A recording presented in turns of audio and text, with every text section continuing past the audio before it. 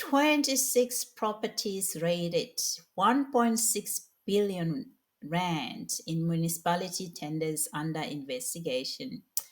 This time, it's not the ANC, it's the DA-led city of Cape Town, the so-called best-run city in South Africa, with clean audit.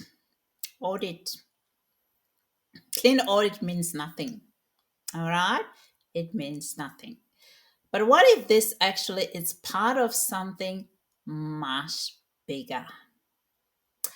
The head of intelligence, Dumisani Khumalo, once said 5 people control the South Africa's biggest criminal syndicate, and these people are part of one group and are linked to politicians.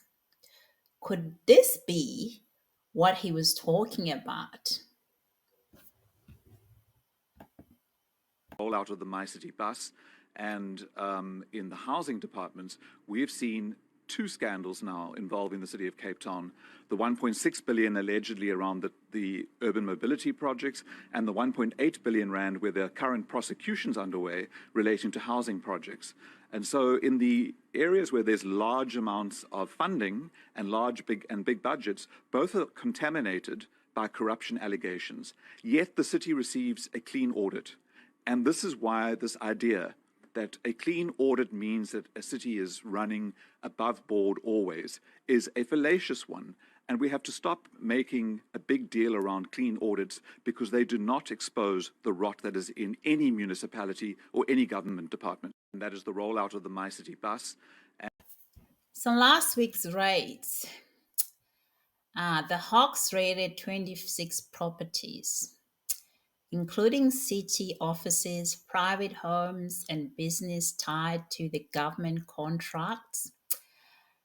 The investigation focuses on alleged tender fraud worth 1.6 billion, involving the key DA figures: Helen Zille, J.P. Smith, Xanthea Limberg, and Malusi Booi, along with alleged gang-linked contractor Ralph Stanfield and his wife, Nicole Johnson. Authorities seized computers, hard drives, and financial records in what could be one of the biggest municipality corruption probes in South African history. Once again, there will be a corruption thing that you're getting rid of. Let's say you are found to be involved in corruption things like the Zille Spook tenders. How do we approach that? Because you already said that that's not the vibe that you're going to go on, but it has come up. Once again, my question to you is, it just sounds like you're saying the DA is corrupt, but we're not as corrupt as the ANC. So how do you work around that when there is some sort of trail that there has been corruption in the DA? That is hilarious, Anele. You say you're not insulting me. That is an extremely insulting thing to say. Guys, was that an insult? It is a deep insult to say that the DA is corrupt and that I'm corrupt. No, deep insult. But okay, the Zille Spook tender files did present corruption. Can I just say, Anele never called you corrupt. She says, what about the Zille corruption? So let me now answer her question. Tender. No, I didn't say the Zille corruption. What is the Zille Spook tender? Kaloku, there was also allegations of corruption under you. So I'm saying, if that is found, because you are saying the reason you're going to be able to run Johannesburg. I'd love to hear corruption. Yes, but that's what I'm saying, that you are saying that the reason that Johannesburg is not run well is because that you're right, the money does disappear. That's something you and I both agree on. But I'm saying that there are allegations of corruption within the DA. Examples? So would you Examples? Nancy, this book files the 10 is on. Which book? Give me examples, please. Helen, is there anything else you'd like to say before we make sure that every single time that you are here campaigning, we want to hear from you? If you ask me a question and make an allegation, you have to substantiate it. Simple. Yes, but that's what I'm saying. There were allegations. So what I'm saying to you is... Allegations is not proof. If there is found to be corruption within the DA, right? Yeah. That means that you can't do what you're saying that you are going to do. Okay, let me give you an answer to that question, Anele. The bottom line answer to that question is you don't survive in the DA if you are corrupt. You are chopped off immediately at the neck.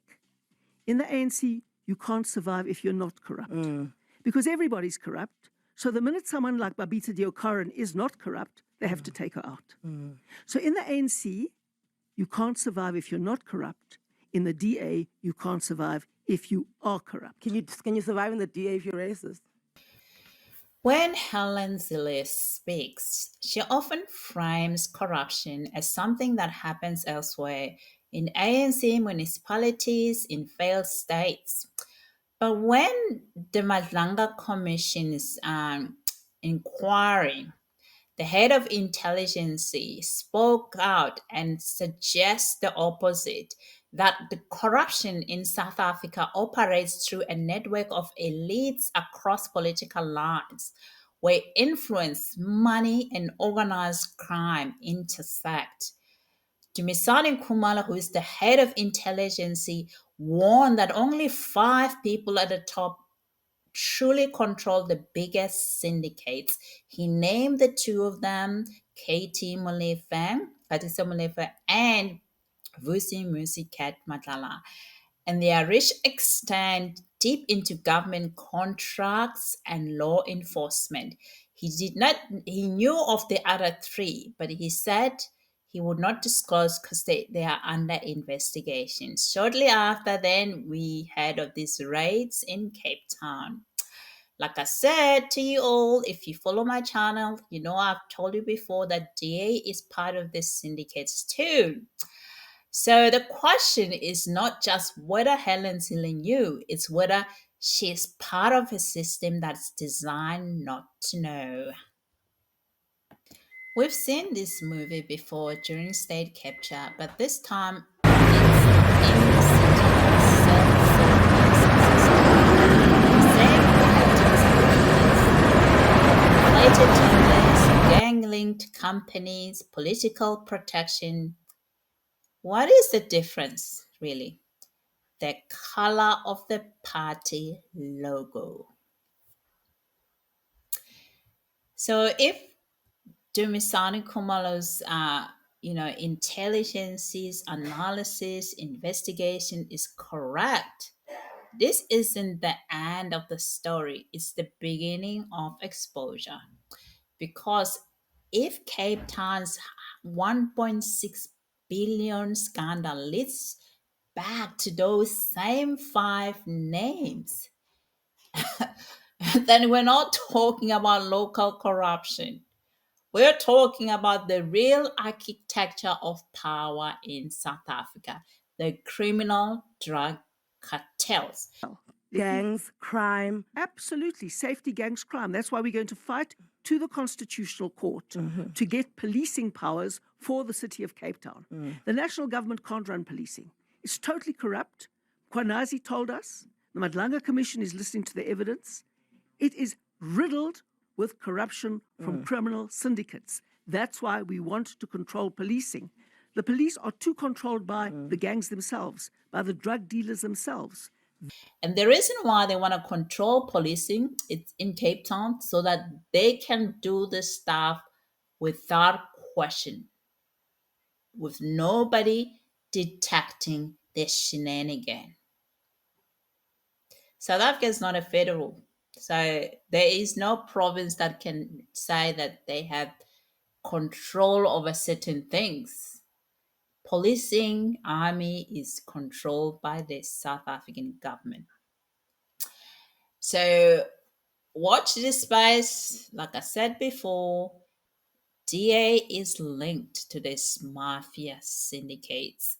And the reason why I'm saying that is because of the behavior of the DA ministers, which led to the charges being placed on this head of the intelligence to remove him from his job so he can't continue investigating these drug cartels. You can't continue investigating this. He was removed due to these charges that don't even make sense. For a reasonable person, if you listen really to these charges, they don't make sense. Why would you charge head of intelligence for somebody who's hired by HR, who worked from a BMW as a cleaner, why this is a problem for head of intelligence who doesn't hire people. Surely you could have disciplinary action or whatever internal inquiry, but charge him, then have the judge collude with the judge so the judge bar him from going to work so he doesn't continue to investigate. Holy crap. That's what I'll say to that.